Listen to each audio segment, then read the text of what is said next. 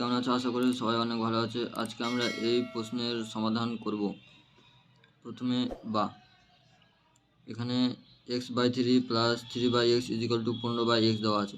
প্রথমে কী করবো, এক্সগুলোকে ডান সাইডে নিয়ে চলে যাবো। তো এখানে থাকলো x/3 is equal two 15x minus 3/x, এটা প্লাস আছে, এদিকে এসে মাইনাস হলো, বা x/3 ইজিক্যাল টু, এখানে লসাগু হলো x, এখানে 15 মাইনাস 3, এক্স কেটে গেল, 1 দিয়ে গুণ করলে 3, বা